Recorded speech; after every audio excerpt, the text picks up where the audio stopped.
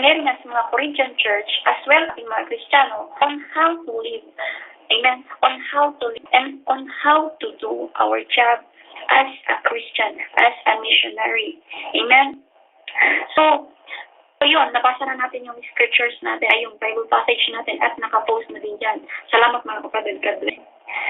So, yung as we receive Jesus Christ in our lives before, nung bago pa tayo na Kristiyano, yung naging born again, I mean, is that we already a new creation. Amen? We already a new creation. Ibig ng new creation, hindi sabihin na baby, bagong kapanganak ka, in physical. No. But it is in spiritual. Amen? That we are a new creation. We renewed. Amen? Na-reborn tayo in spirit. Amen? We're in spirit. Sinasabi na in spirit. We're in our heart will be changed. Amen? Our heart will be changed through the help of the Holy Spirit. Amen. So that heart, nagkakaroon na tayo ng new heart, new creation, new heart. Amen. And new nature. Amen. You know, my brethren, if heart will be changed, all of our nature, all of our environment will be changed. Amen. Magbabago lahat yan. Amen. O ano yung nasa puso natin kasi mag-manifest. Kung noon, barumbado ka. And yung mga environment mo, of course, barumbado din. What would you expect, right? So, nung nag-turn na tayo, gradually, amen, our heart will be changed through the help of the Holy Spirit. Amen? So, bilang, that is in verse 17, new creation. Verse 17. Okay? So, bilang new creation, is that we must believe.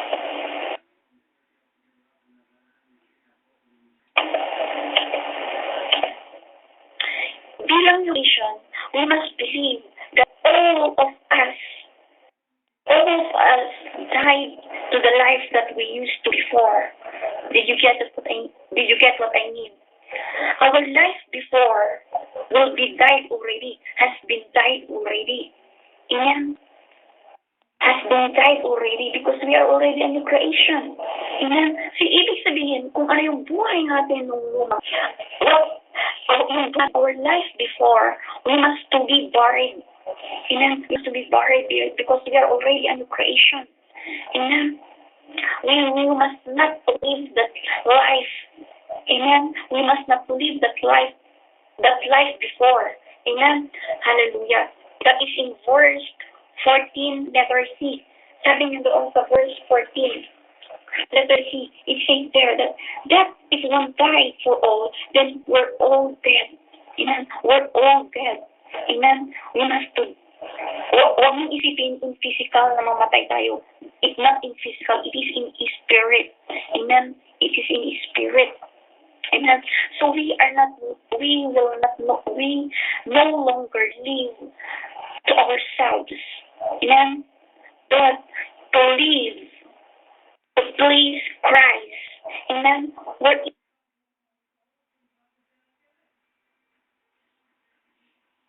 Jesus Christ, wherein He died for us. He purchased us. He purchased the sins through the blood of Jesus.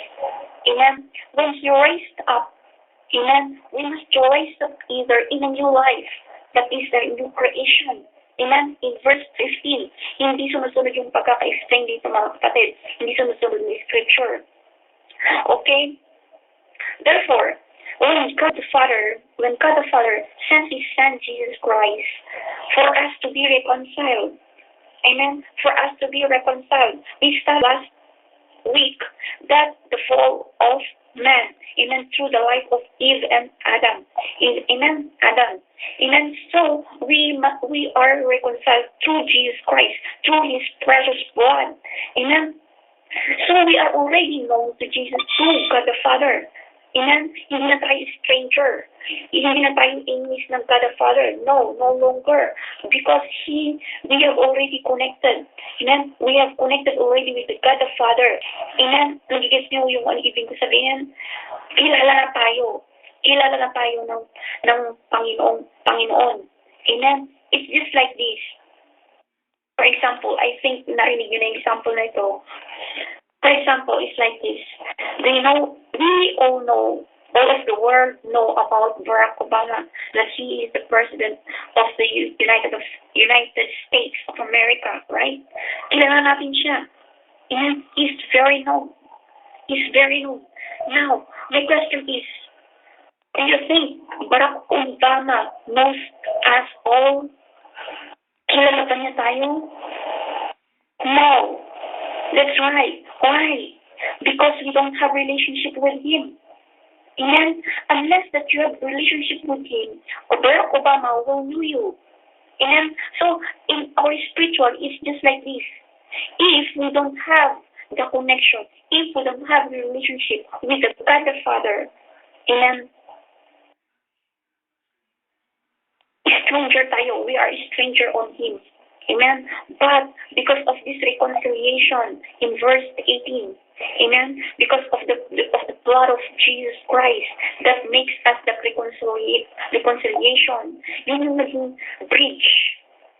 Amen? The blood of Jesus is our reconciliation. Yun yung naging reconciliation natin to the God the Father. Amen? And, ayun, nagkaroon na tayo ng relationship sa God the Father, and naging known na tayo, kilala na tayo ng God the Father. Amen? We are a friend of God. He is our Father. Amen? So that's it. So, since that we know to God the Father, we must to share either the relationship that we have to the God the Father to the humanity, amen, to the unbelievers, amen. We must to share it. That is the missionary. That is the Christian missionary. We must to share the reconciliation to the world, amen. And that is called, you are already an ambassador. Amen. Sabi niya dito it says in verse 20 that you are Christ's ambassador. Amen. Missionary, Christ ambassador. If we say that ambassador, it has been preached last Saturday. That ambassador means you are the representative of the country to the certain countries, to the countries, to the other countries. For example, in the Philippines, now you are the ambassador of the Philippines. Then you are the representative of the Philippines here in Israel.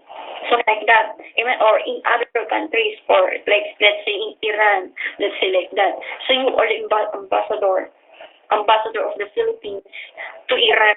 So like that. So tayo bilang reconciled men, amen, bilang reconciled men, bilang Kristiyano, as a Christian, as a reconciled man, we are the ambassador of Christ. Amen. So whatever the message of God, we must to deliver it to the humanity. Amen. We are the bridge. Kaya na yung, okay, nakita niyo yun? But from God the Father to us, the bridge is Jesus Christ. Amen. Jesus Christ to us, the bridge.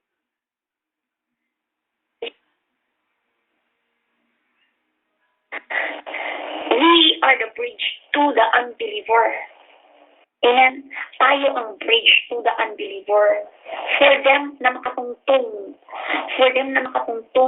Doon sa God the Father. For them na magkaroon ng connection sa God the Father. We are the instrument of God. We are the ambassador of God. Amen? Hallelujah. Glory to God. So, we must do it bilang ambassador. As an ambassador, as a representative, as a missionary, we must to do our job. We must to do the mission through or motivated by the love of Christ, according to Amen. 14, that we must to do it because of our love to Jesus Christ. You know, my brethren, without your love to Jesus Christ, you cannot do anything about Him. You cannot push to do it because you don't love Jesus Christ. That's the truth. Amen. Your level of love, many of us, and most of us, saying that I love God, I love God. But where is the manifestation? The manifestation, if you truly love God, is that you must to do what was His commandments. Amen. That's it. Amen.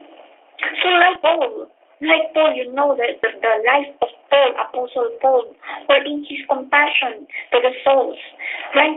He even denied himself. He even denies his family, his friends, for the sake of Jesus Christ. For the sake of Jesus Christ. That is the motivation. The only motivation for us as believers, for us a Christian, for us a missionary, for us an ambassador of Christ, is the love of Christ. And His love is the bridge of our obedience. Look, kung hindi mo mahal ang isa, do you think susundin mo siya? Diba? So, ganun yun. Kung hindi mo mahal si Jesus Christ, hindi mo siya susundin. At dahil mahal mo siya, susundin mo siya. You're going to do your work with Him. Amen? Hallelujah, glory to God. So that is Christian missionary. Amen? Our topic for tonight is Christian missionary. What is meant by Christian missionary? From our Bible passage, meron na kayong hints about our topic, the Christian missionary. Christian missionary means it is a person sent by a church into an area to carry on evangelism. Amen? It's either on activities, or it's either educational, or it's either hospital work.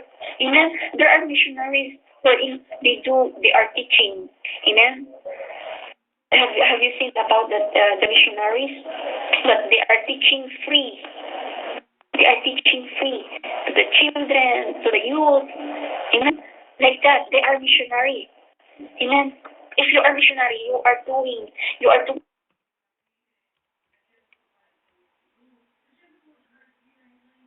nagbibigay lamang, it is so yung mga gift, love gift, mga ganun. Pero wala kang sahod dyan. Amen? That is, yung kapag ano na kayo, committed, if we are committed to God, yung bagang with joy, even though without money. Amen? Kahit walang money, yung pagsilbi natin sa Panginoon. That's it. You are on mission. Another is in hospital work.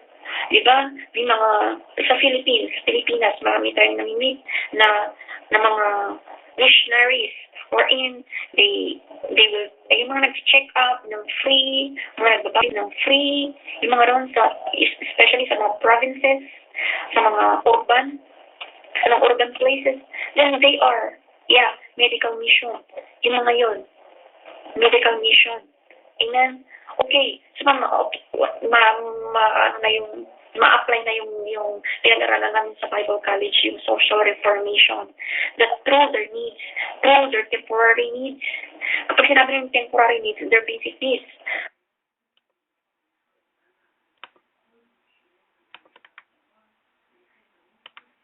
they're seen like that. These are the temporary needs of the people. If you are meeting the needs of the people, we are evangelizing already.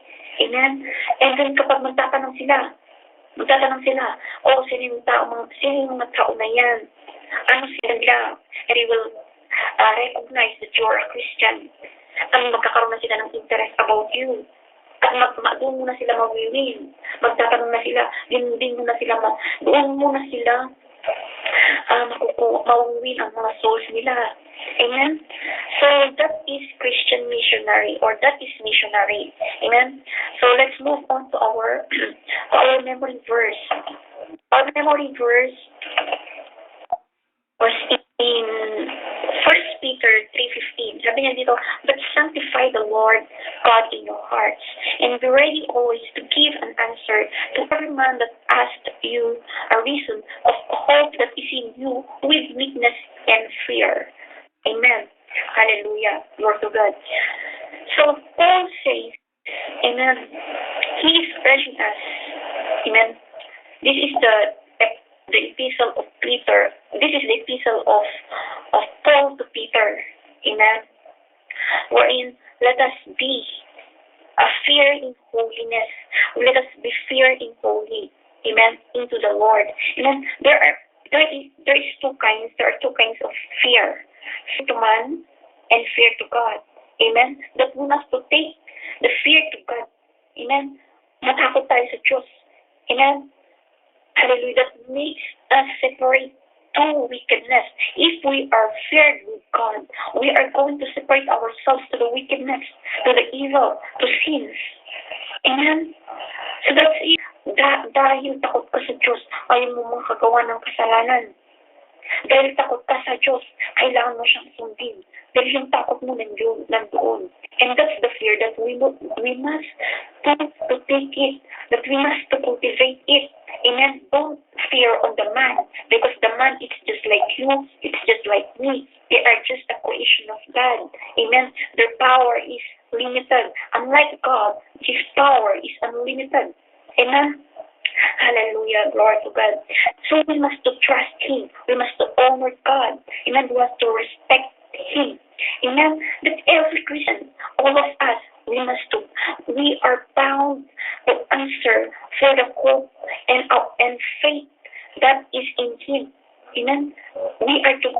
Lahat tayo, we must to prepare on that. Amen.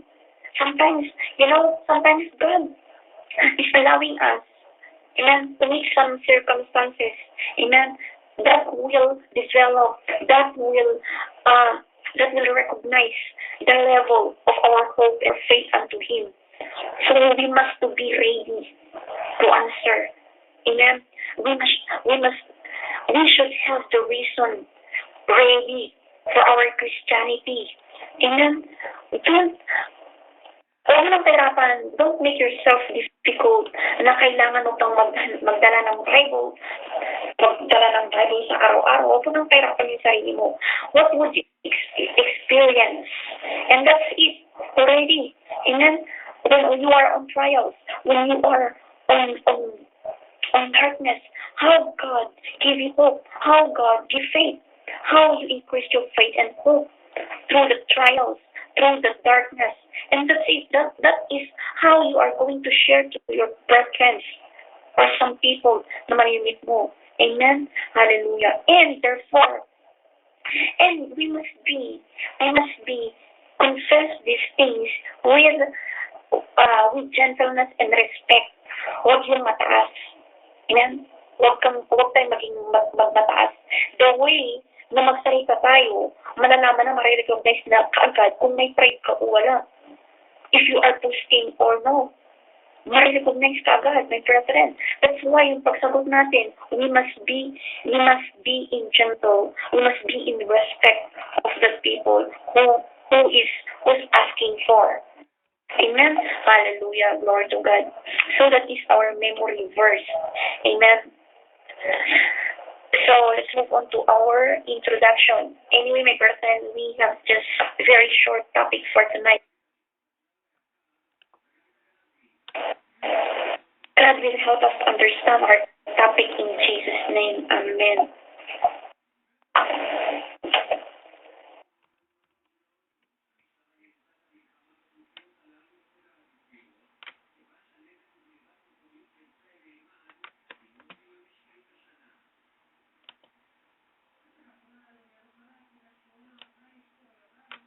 Hallelujah, Lord to God. So, in our introduction, Apostle Paul, in his epistles means letter. Okay? Epistles means letters. Okay? Emphasize that each member in the body of Christ has an important function to perform, that there is no spectator in the body of Christ. Amen. Walang spectator. Kapag sinabi natin spectator, alam niyo ba yung nag-check palagi? Check lang. No, nobody yung bagang nagpapatasan. No. But the pastor, yung lang meron siyang authority na mag-check ng kanyang mga members. Flock niya. Amen? Parang itinahin. Kailangan niyang i-check yung kanyang mga sisiw. Ba? So, ganun. Amen? So, all are supposed to use their gifts for the work of ministry according to Ephesians 4:12. Ephesians 4:12. Please post Ephesians 4:12. Amen. That here, kung babasahin natin yung buong chapter 4, it's all about the ministerial or the spiritual gifts. The spiritual gifts. Amen. That these gifts use us to edify the body of Christ. Amen. When we see edify, amen, to enlighten, to nurture the body of Christ, to inspire the body of Christ, to educate the body of Christ. Amen. Hallelujah. Glory to God. So, yun. So, kailangan natin yung mga, kung titignan yung, nandiyan na-specify yung mga bawat offices niya. Amen. May prophets. Amen. May apostle, may prophets, may evangelist, may pastor, may teacher, and other. Marami ang spiritual gift. Amen. But in that chapter, amen, naka-emphasize, amen, naka-emphasize yung mga spiritual gifts na yan. At yung mga spiritual gifts na yan is that for us, amen, maging impact. Bawat isa may kanya-kanyang trabaho yan. Amen. Bawat isa may kanya-kanyang trabaho. So, napag-aralan natin yung spiritual gifts before. So, alam na yun. Amen. This spiritual gift is properly put in active use. Amen. We must exercise it daily. Amen. We must develop it. Amen. The level of our gift will be getting higher if we exercise it. If sharpen it. Alam niyo yun, yung parang kutsilyo na ihinasa. Di ba? Kung patuloy na hinahasa yung kutsilyo, nagiging matalim siya at nakakasugat. Ganon din ang mga spiritual gift natin. That through your gift, amen, makakasugat ka. What I mean is that, yung makakatouch ka ng people. Amen? Makakatouch ka ng people. Amen? Hallelujah, glory to God. So, will undoubtedly result into missionary work. Amen. If we continue to develop our gifts, our spiritual gifts, and it will result to missionary works according to Daddy Aliboye. Amen? Of course, because in that mission, yung missionary work na yan, it is already with commitment, with dedication, amen, na yung talagang matatag ka na. Amen, na hindi ka na yung bagang, kaya ang problema na dumating, amen, ikaw yung sasandalan, hindi ka yung sasandal. Amen, that is a missionary. Amen, so this is a glorious assignment. Amen, missionary, my brethren. Missionary is a glorious, it is a assignment from heaven. That includes members of the body of every type of class, sex, and mission according to 1 Corinthians 12:13. In any class, amen, mapapagdaman natin na in any class, amen, kahit anong level ka,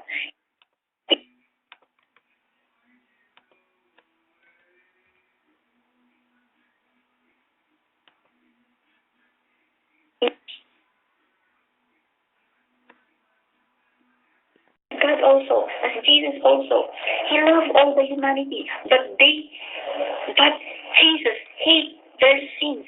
So likewise us. Amen. We must love the world, we must love the people in the world, but we must hate their sins. Amen. With special affection. Amen. So we must fear God with the highest honor, with the highest respect. Amen.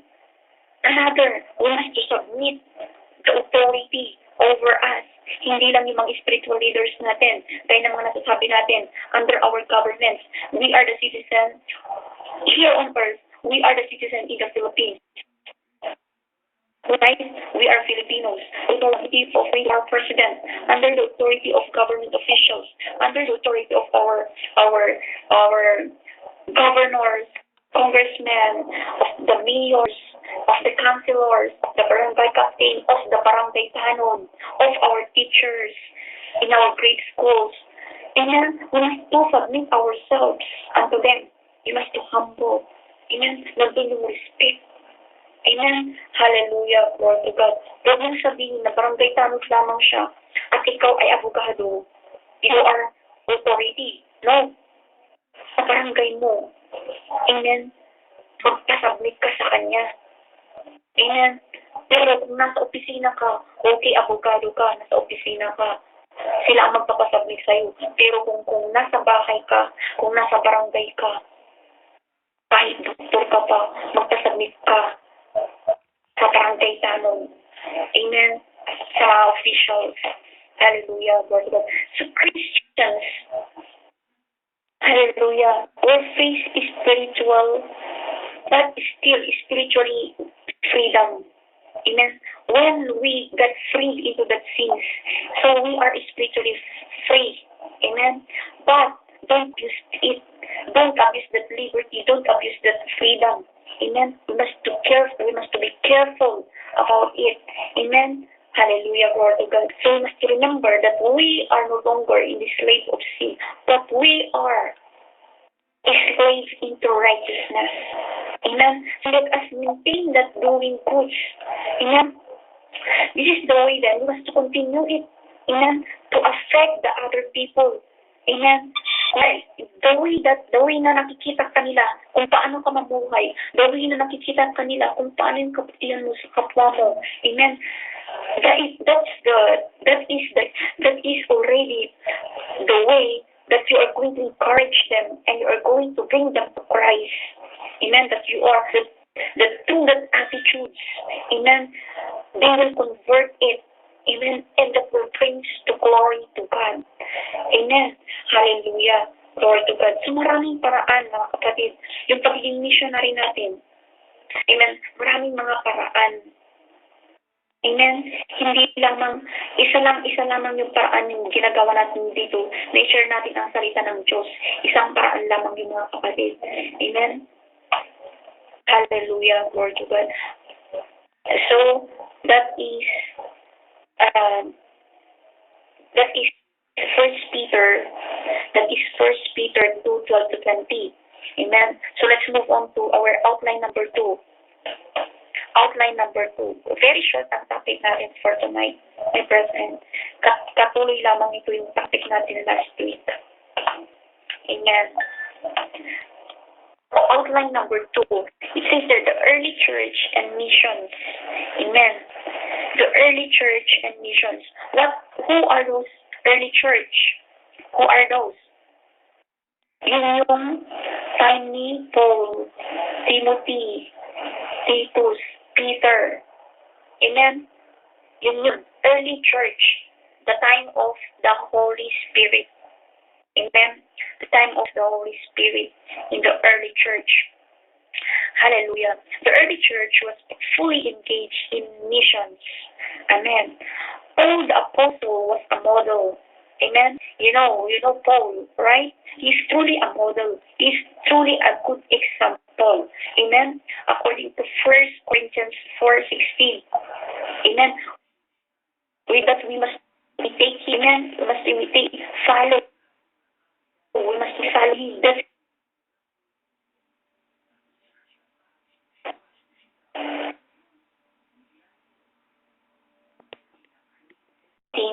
I beseech you, be ye followers of me. He says that, be you followers of me, because of his actions, because of what he did, because on how he do his work to Jesus Christ. Amen. He is a example for us. Kaya sinasabi niya, he's urging us Christians in our generation that we must follow him as a missionary. Amen. Hallelujah. Glory to God. Another is that Priscilla and Aquila, according to Acts 18:26-28. You know, my brethren, it's not already rare si Priscilla and Aquila. Kapalagi natin nababanggit sila. Amen. Priscilla and Aquila, they are Romans. Amen. They are Romans. And they are couples. Amen. So the time that Paul go to his second missionary journey, he met this couple, Priscilla and Aquila. Amen. In the Corinth, he met, Paul met this couple in the Corinth, wherein Corinth is the center of Greece. Amen. According to life application, the east center of Greece. Amen. Now, these this couple has been expelled by their emperor, like Paul, right? Si Paul, he was expelled by their emperor, right?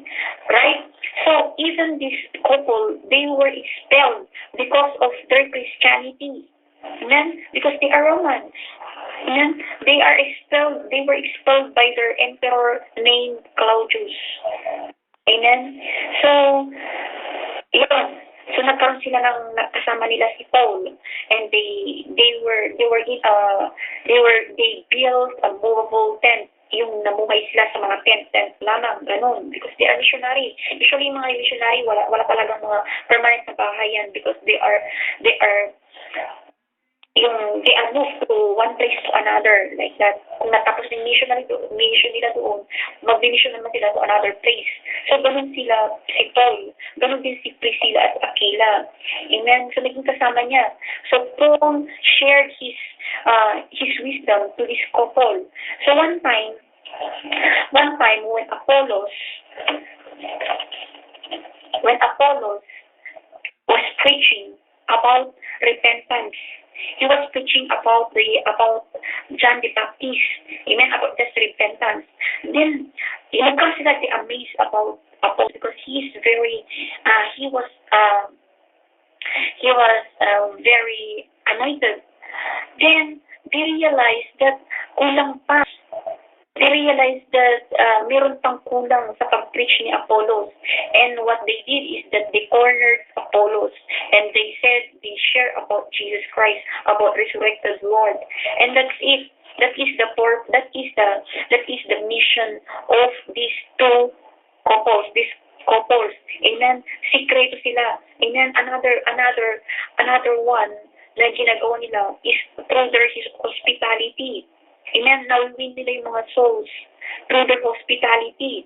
It's just like Filipinos, right? We are known to have the attitude of hospitable. Amen. Then that is our gift. Then we must to do it. We must to show it to other people through our hospitality. Amen. Maraming paraan tayo na makaka-save o makaka-win ng souls, mga kapatid. Amen. It's just like this Priscilla and Aquila. And Paul teams was composed of missionaries according to 2 Corinthians 8:23. In 2 Corinthians 8:23 is that only Titus has been stated here. Amen. Pero sabi niya, Paul's team. Sabi niya gano'n. So pag sinabi natin team, they are more than two. Amen. Maraming mga naging kasama si Paul. Amen. Kaya sinabi natin kanina, Timothy, sila. Amen. So marami siyang maging nakasama. Amen. Apollos, kay si Priscilla, and Aquila, mga kasama na yan. But here is Titus. Titus was a Greek convert. He is a Greek. Amen. He was from Greece. Amen. Wherein Paul loved him very much. Amen. He trusted him. Amen. The book of Titus, kung makikita niyo alam natin yung book of Titus, that is the letter of Paul to Titus. Amen. Hallelujah. Glory to God. So that Corinthians 8:23. Another is the word of God sended forth from the Thessalonians church to Macedonia and Achaia, according to 1 Thessalonians 1:8. Amen. This is another example for us. Amen. That we must reach beyond our places, not only in our works. Amen. Not only in our families, not only our friends. Amen. Missionary. We must to move to one place to another. It's just like this in our scripture. Amen. That Paul, he traveled. to reach the people. Amen. Through the conviction of the Holy Spirit. Nandoon yung sinasabi ng Holy Spirit sa kanya kung saan siya pupunta. Amen. Gaya din sa atin. Amen. Kung saan tayo inilagay ng Panginoon, doon tayo magtrabaho. Amen. Tapos mo yung trabaho mo dyan. And then, kung natapos na, alam ng Diyos yun. And then, ipupunta ka na sa kabilang lugar. It might be, gagawin ka ng missionary. It might be into Canada. Amen. It might be into Hong Kong. It might be in Singapore. It might be in Europe. So, like this. So, as for now, amen, that nandito ka sa Israel, and your mission, was here. Amen. Then use it here. Amen. Gawin mo ng gawin. Amen. Huwag tayong magdahilan mga kapatid dahil sa pagdadahilan natin nang tumatagal yung trabaho natin. At dahil tumatagal yung trabaho natin, nai-interrupt ang blessing natin. Ganun yun. Now, if we are going to do it go. Kung anong sabihin ng Diyos, go ka, kumog ka, and the blessing will continue to flow. My brethren. So, that is, we must do, isurrender natin yung buhay natin.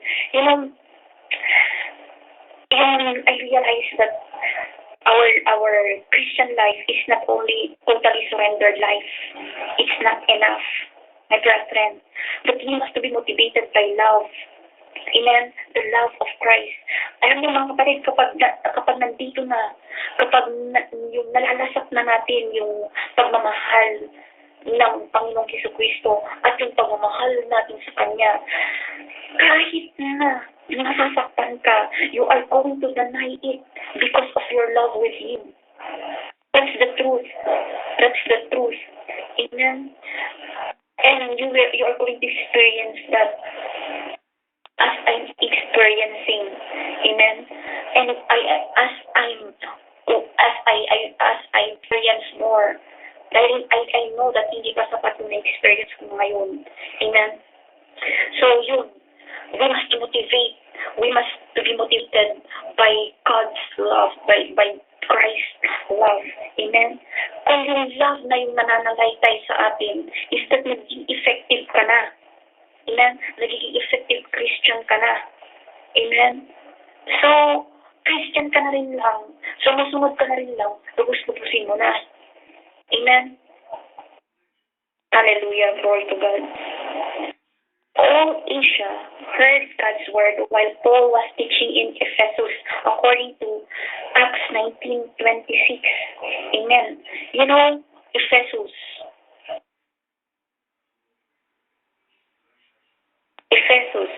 is a place, amen, where in that city, that was a center of black magic, that was a center of occult practices, that was a center of idolatry, that was a center of superstition, that was a center of the city of sorcery. Nandiyan lahat sa Ephesus. But all go to the Ephesus. Amen. He preached the gospel. Amen. Now, alam niyo yung nangyari. Amen. Alam niyo kung paano yung power of God is nasa kanya. Amen. Whatever he preached, nobody will contradict. Whatever he proclaimed, amen, they were threatened. They were cracked with the word of God. So that is the power. Amen? Kaya continue, palagi lang tayong i-exercise lang natin na mag-share ng salita ng Diyos. It might be for the first time, second time, third time, I didn't so there's no power sa kanila. Pero kung palagi natin hinahasa, kung palagi natin ginagamit, that will bring them to conviction. Either it's just like Paul. Amen? Si Paul naman, naging ganun siya. Amen? Sumunod siya ng sumunod, gawa siya ng gawa hanggang yung anointing niya. Amen? Yung anointing niya is glorious. Yung anointing niya is truly that the glory of God will be with him. Amen? It happens before, and it will happen now in our generation, in Jesus' name, because our God is the same yesterday, today, and forever. Amen. Just confess it. Just do our work. Amen. Hallelujah, Lord. Because another is in Colossians 1, 4 to 7. Colossians 1, 4 to 7. Hallelujah. So here, another here is that Paul preached the gospel to the Gentiles. Wala siyang inuurungan. Amen? Kahit anong nationality ka, kahit mapa-Hintil ka, kahit mapa-Jewish ka, kahit mapa-leader ka, kahit mapa-Romans ka, wala siyang inuurungan. He preached the gospel. Amen? He preached the gospel. He teach the gospel. Amen? So, whenever people believe in this message, amen, the message, the message is that the people will be changed. Amen? Kapag naniwala, kapag nag-speak na si Peter, si Paul, Apostle Paul, at kapag naniwala yung tao na yun, at that moment, they will be changed. That's all according to our scripture. Basahin na lamang dahil medyo mahaba siya. Amen? So therefore, my brethren, the Word of God is not only an information, but for us to be transformed, but for our transformation. Amen? Hallelujah. Glory to God. So that is the power in the Word of God. It will transform us. It will change us. As we said earlier in our Bible passage, amen, in new creation, we reborn because of the Word of God na nabasa natin. We reborn because of what we hear from the Word of God still. Amen? So the Word of God will bring transformation. Amen? Hallelujah. Glory to God. So that's it. Epaphras heard the gospel of Ephesus, and from there carried it to other towns. So nag-spread na. Do you know? So yun, nag-spread na siya yung narinig ng mga Ephesus. Amen? Yung narinig ng mga Epaphras sa Ephesus, yun na, nag-spread na siya. Alam yun, yung parang nagkaroon na ng sanga-sanga. Ayan, nabunga na siya. Amen, nabunga na. The Philippians supported Paul's missionary work. This is it. In Philippians 4:14 to 18. Ano yung ginawa ng mga Philippians? Mga taga-Philippian church, they supported Paul through financial. They helped him. And through financial. That is usually did by the church. Kapag nag-send sila ng missionary, yung church is that isusuportahan nila yung finances niya. Amen? Pero hindi siya mandatory. Amen? That is according to how convicted you. Amen? Para sa atin, yung pastor's appreciation. You know it, right? Yung pastor's appreciation natin. Okay, that is scriptural. Amen? Like Paul. Diba? So, scriptural yun. Yung pag-appreciate natin sa mga pastors natin. You know, my brethren, we are appreciating God through the lives of our pastors. We appreciate God through appreciating our pastors. Amen? Simple amount lamang yun. Simple amount lamang. Amen? At siya, monthly. Diba hindi monthly yung ginagawa natin? It is quarterly. Right? So that's it.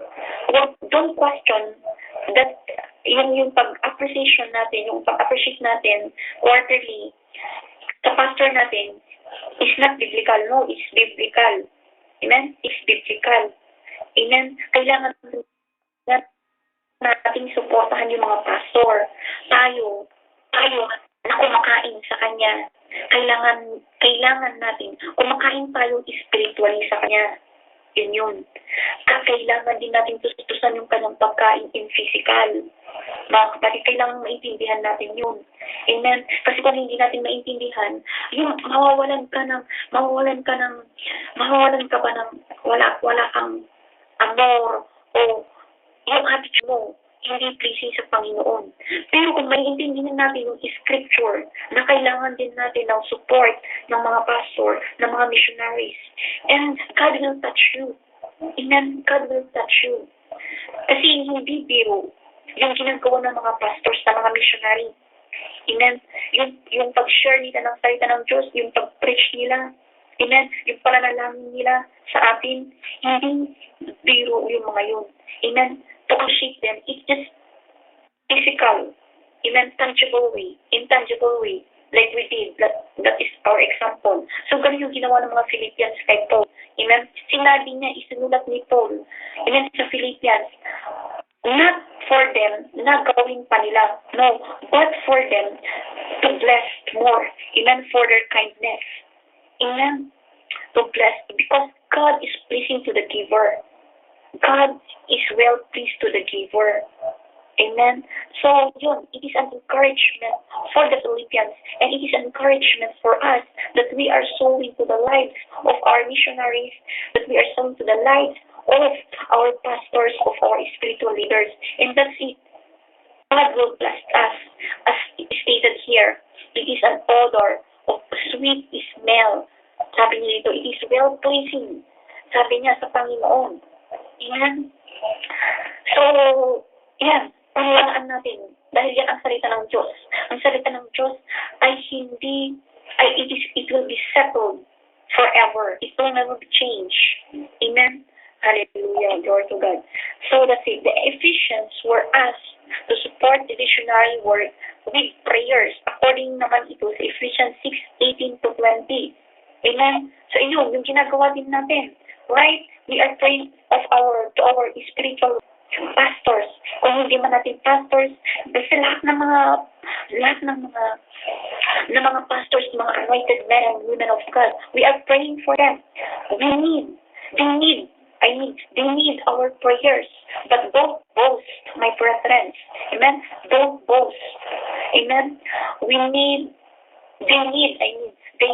our prayers like the Ephesians did. Amen. Hallelujah, glory to God.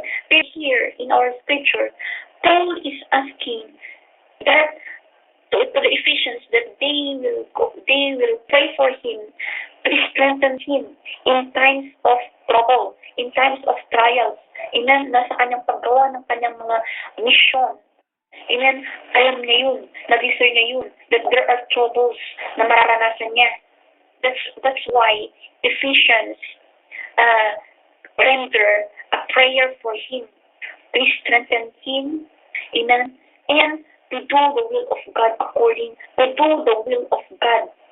amen. So yun yung mga digging prayer natin, di ba, sa ating mga pastors, mga spiritual leaders, that mangyari nawa kung ano ang kalooban ng Diyos sa bawat isa sa kanila. Amen. So it's just like this, Ephesians 6:18-20. Amen. Sa scripture, lahat ng mga ginagawa natin. Amen. Lahat ng mga ginagawa natin na pananalangin at pagbibigay, it is scriptural. It is for the missionaries support. And missionary work extended to Rome and other places. Amen. And as even in our place, it has been extended all over the world. It is noteworthy that a church without missionary activities is unknown into the New Testament. Amen. So let's move on to our conclusion. And our conclusion is that God reconciled the whole world to Himself through Jesus Christ. So nabanggit na natin kanina yan sa Bible passage natin that we are reconciled through the blood of Jesus. Amen. We are reconciled to the God the Father through Jesus Christ. Amen. He equally has made us ambassadors and has committed unto us the word of reconciliation. The Christian has no choice. Take note of this. Take note of this. The Christian has no choice but to obey the institution of the Lord and get busy on missions. Napakaliwanag mga kapatid. Diba? Wala tayong ibang choice but to obey the law of God. and get busy on mission. Sabi niya naman, yung busy, maging busy tayo. Amen? Find a way. Find a way. Amen. Amen. It is a must. Kapag sinabi natin must, whether you like it or not, you must have to do it. Whether you like it or not, yan ang trabaho natin. Amen? Now is the time to obey. Amen. Tomorrow may be too late, my brethren. Tomorrow may be too late. Amen. So, let us change our attitudes. Let us change. Amen. Routines natin. Amen. I-lesson na natin yung talk natin. Talk and talk and talk. Sabi nga ni Pastor Chidi. Amen. Dahil yung mga Pilipino daw, mahilig, or number one, or they are famous in texting, in telephone. Sabi ni Pastor Chidi. So, it's very true. Amen. It's very true. Lalo naman sa Pilipinas. I know. Capital text. That's it. Lalo sa Pilipinas, bakit? May mga unlimited. I know because I've been there. I know. Naabot ko makipag-text hanggang alauna, alas 2 ng madaling araw. It's the truth. Now, i-listen na natin. Yes. Lalo kung unlimited ka. So, now, we must to lesson it by percent. And then, i-lesson na rin natin ang pag-Facebook natin. Or if you are open your Facebook account, then find someone, Lord, i-connect mo ako sa tao na nangangailangan ng encouragement. Nangangailangan ng encouragement. Amen. Hallelujah, glory to God. And truly, God will help us. In my experience, kapag nakita nyo na naka-online na yung Facebook ko, you know it, meron akong na-chat, meron akong na-chat na he really needs an encouragement and he really needs the word of God. Amen? So, ganun yung gawin natin. Amen? I-minimize na natin yung texting, chatting. Amen? Get busy, sabi nga ni Dada ni Boy, get busy on the mission. We have no other choice but to obey Jesus Christ. Amen. Hallelujah. So that's all. That is all about our topic, the Christian missionary. Amen. Hallelujah. So let us pray, my brethren. Hallelujah.